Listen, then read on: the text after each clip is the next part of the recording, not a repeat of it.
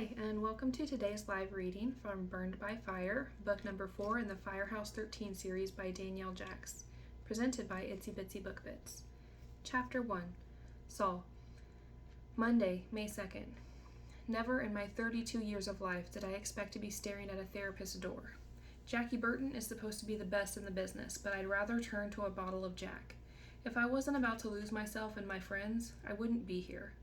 My brother and my bank balance convinced me to come to this appointment, which he booked for me.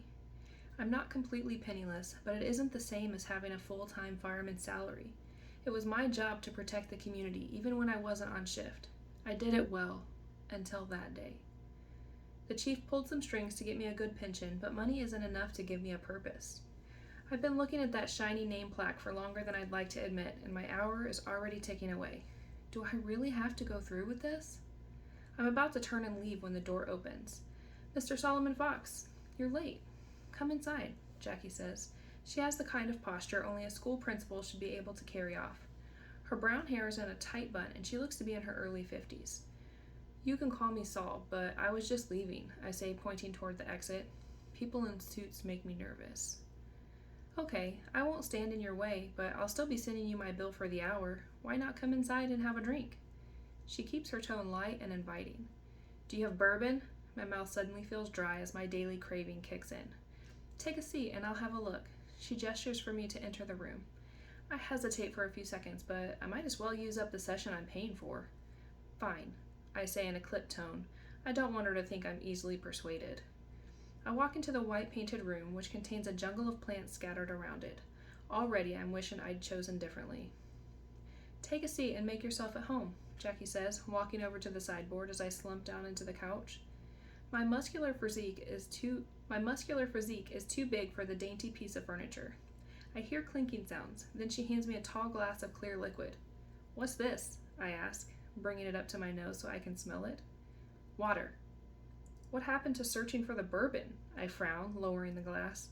She takes a seat in her chair behind her desk. I looked, and there isn't any. Her voice is sickly sweet, and it's obvious I've been played. I stand abruptly, and she picks up her notepad, poised to write something down. I tug on the collar of my t-shirt. What are you doing with that? I ask. The room suddenly feels a lot smaller, and the stuffy air is closing in on me.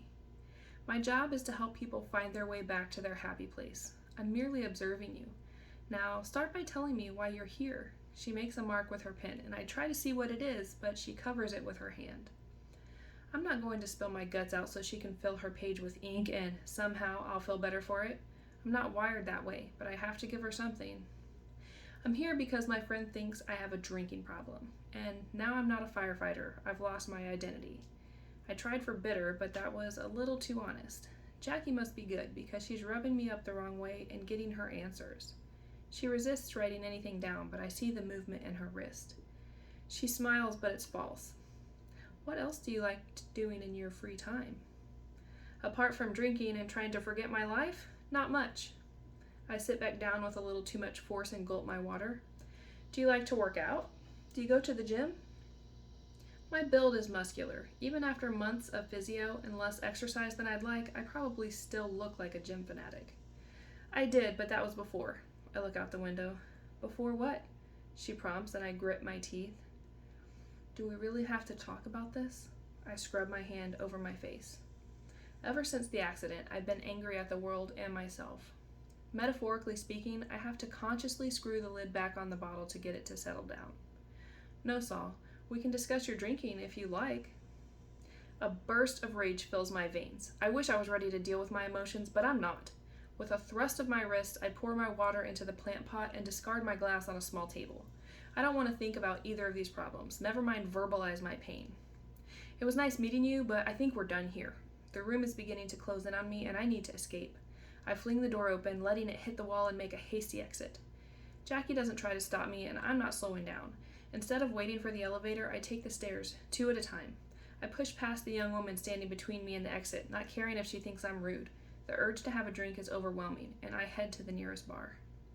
Bourbon, I say to the bartender, and he gets my order right away. I swirl the ice around the glass, staring at the cold, brown liquid. This is what my life has become. It's not even noon, and I'm sitting in a bar, wondering if I should have this drink. Armstrong, Georgia used to be my sanctuary, but now it's my anchor. I don't belong here, but for some reason, I can't leave. I'm stuck in my own personal hell, and I don't know how to get out. I raised the glass to my lips and inhaled deeply. It's been 2 days since my last sip of the devil's liquor, but I'm too weak to resist now. I down the alcohol and order another with a click of my fingers. Things were different 8 months ago. I didn't have bursts of anger, and I was happy. After breaking my arm and getting third-degree burns on the left side of my body, I lost my purpose. While out on a morning run, I saved 2 children from a terrible fire, but because I didn't have my safety equipment or team with me, it changed my life. I didn't have time to wait for my on-duty firefighter colleagues. The building was already unstable, and I didn't feel like I had a choice. I located the children and was almost outside when a burning support beam fell on me. I managed to get to the door and out of the building, but the damage was already done. I've relived that day 1,000 times over, but I could never have left those children. I chugged back the liquor, welcoming the burn. "Slow down, hero," a familiar voice says, and I turn to see Ember Burton. I was her mentor when she first became a firefighter candidate. Her beautiful brown eyes display an empathy I don't want to see. "I'm not a hero," I say, lowering my head so I don't have to meet her gaze. Pain fills my gut. I don't want her to see me wallowing in self-pity like this. I beg to differ. I've told you more than once you're an inspiration to me. You've saved countless lives, and you deserve more than drinking alone in a bar. I couldn't save my own skin. I roll up my sleeve to reveal a small part of my contracture scar. The deformed skin and muscle are ugly, so I usually keep it covered up, but I want her to see it. I want her to take a hard look at the flesh and understand why I've been distant. I'm no longer the same guy she used to know, and it doesn't matter how many attempts she makes to be my friend, everything's different now. I'm expecting her to see the truth, then leave me alone. The bartender gestures to my glass, and I give a swift nod. "I think you should slow down, big guy," Ember says. I can feel her gaze on me, but I try to ignore it. She's not backing away like I expected her to. I thought she'd be repulsed by my scars. "Since when did you start giving me advice?" I asked. A strangled laugh escapes me. It's ironic that the pupil has become the master. She's also reminded me I'm no longer her superior, even if it's unintentional. "If you need it, I'll dish it out." She climbs up onto the stool next to me and her breast grazes my good arm. The touch of a woman is something I haven't had in a long time. I shake the ridiculous thought. "2 glasses of water, please," Ember says, and the guy behind the bar does as she asks. He puts them both in front of her before going to the other end of the room to collect some empty beer glasses. She sips one of the drinks, then pushes the other one towards me. "I don't want your help," I say bitterly. "What about my Aunt Jackie? Do you want her help? You almost knocked me over while you were storming out of her practice." I frown. Jackie is her aunt? Makes sense, I guess, since they have the same surname. Ember was the woman blocking my path when I left the therapist's office, and my mind was so clouded that I didn't see her. She's a petite little thing, but usually stands out. She's ambitious, bubbly, and outgoing. She passed the firefighter's exam at the top of her class and is going to go far in her career. "Going to her office was a mistake," I say. "And what about the drink?" "The alcohol I consume is none of her business." Opening my wallet, I throw down some money on the bar. I stand abruptly, ready to leave, but she jumps down from her stool, squaring up to me. At 5'4", she barely comes up to my jawline, and I tower over her. "I'm leaving." I try to sidestep her, but she's quick on her feet. "Okay, I'll drive you." I stare at her. She holds her arms wide like a goalkeeper, ready to stop me. The determination I've seen many times before is fierce in her brown eyes.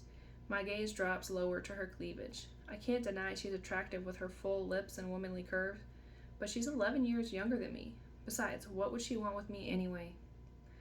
"I'll walk. The fresh air will do me good," I say through gritted teeth. She grabs my left arm. I can barely feel it, but I try not to flinch away. "Give Jackie one more chance. She's good at what she does, and I'd like my friend back." Her voice is sincere, but there's a hint of something else. Something like pain. "I don't need you to care for me. Move out of my way." I signal for her to let me pass. "It's too late for that. I've cared for you since the first firefighter's calendar I hung on my wall. We worked together for almost a year, and I'm your friend. Please let me take you home so I can sleep a little easier tonight." She frowns after rushing out her words. "You have my calendar?" I should have guessed she'd collect fire charity memorabilia because she's overly eager when it comes to anything related to the job. More than one, Mr. May. A warm blush creeps over her face, but I think I know what she's doing. It's a distraction technique, and it's working. Okay, I'll let you drive me home, I finally say.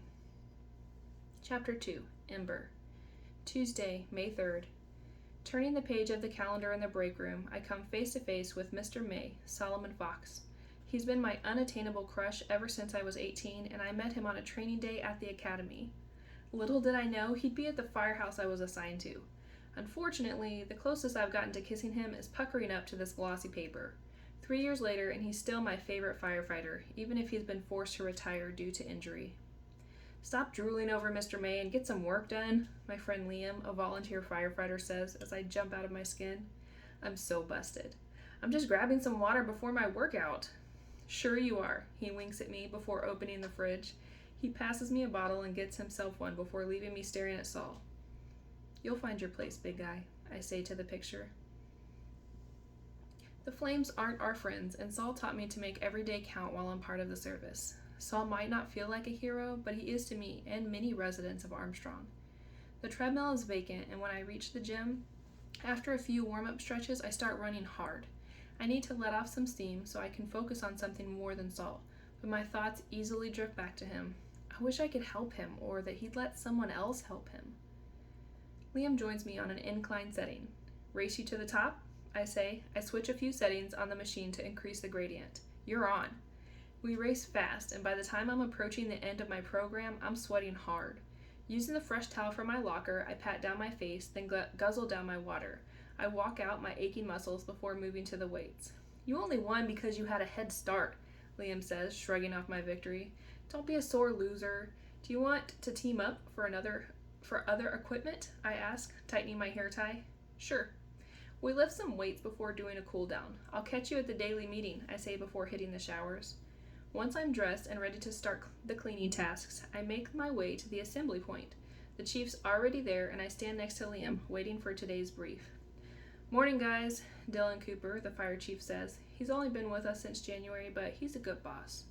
Morning, I say brightly, followed by a few grumbles from the others. It's still early and the start of a long shift. I've set out a weekly rota, which I'll clip to the board, but I wanted to talk to you about the annual trip to Armstrong Elementary School. I'm looking for 2 volunteers to do this year's fire safety talk. I promptly put my hand up. I'd love to go. This would have been my mentor's job, and it'll be sad to go without him. We only worked together for less than a year, but we went to the school together last time. Anyone else? Dylan asks. Everyone's silent for a few seconds. I'll go with Ember, Liam says, and I raise my hand so we can fist bump. Great. Now that's settled, let's get Firehouse 13 clean and ready to go. I check the rota for my tasks and smile when I see I'm washing the fire truck. I fill up a bucket with soap and hot water, then I grab a cloth and get to work on methodically washing the truck until the paint sparkles. The alarm sounds, making me jump into action.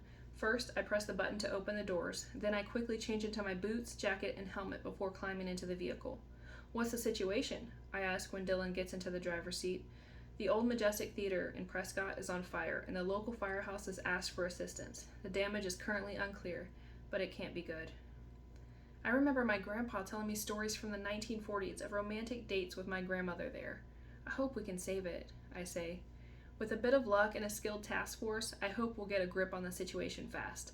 They've asked for outside help from a few of the neighboring towns, though, so we need to prepare for the worst. Firehouse 13 is on its way, and we've got this. They called in the best team to help them out, Liam says, making us laugh. By the time we've reached Prescott, the mood isn't so high. The flames can be seen at the top of the huge, iconic building, and the scene is unfolding in organized chaos. We quickly get into position while the chief goes to get the brief from the Prescott squad. The fire's too large to enter the building or use individual hoses, so we erect the aerial ladder, aiming for high flow. I help Liam connect the hose to the pump. The chief comes back after a few minutes later to relay the information. The building's abandoned, so there's no one inside. Firehouse 13 is going to tackle the south entrance. There are 4 teams here, and each one has been given a segment. We're going to concentrate on our zone only. Is everybody ready? Yes, Chief, we all say in unison. Ember, I want you to liaise with the Prescott squad in the communication tent and keep us in the loop. Chief Lloyd is in charge and more than capable of leading this mission. Okay. I'm disappointed I'm not in the middle of the action and more involved with our team, but I follow the chief's orders. I want to be the best firefighter I can be, even if I don't always agree with the decisions. I head into the tent where Dylan returned from. Chief Lloyd, I'm Ember from the Armstrong squad. How can I help? Welcome. You can call me Riley. Have you attended a fire of this magnitude before? He looks me over, and it's obvious he thinks he's working with a rookie. He's right. Not too long ago, I was a candidate. The other guys in the tent snicker, but I blocked them out. No, sir, I say truthfully, but I'm here to do my job. I stand up taller, trying to show I mean business. Being fairly new doesn't mean I'm not a good firefighter. He nods before his lips curl up. The smile on his face let me know I earned his respect by staying positive. Over the next 10 hours, I follow every order thrown at me, and we finally get the fire under control. The flames start to die down, even though the heat is still radiating. We work together through most of the day to completely extinguish the fire. The old theater will never be the same, but at least it's still standing.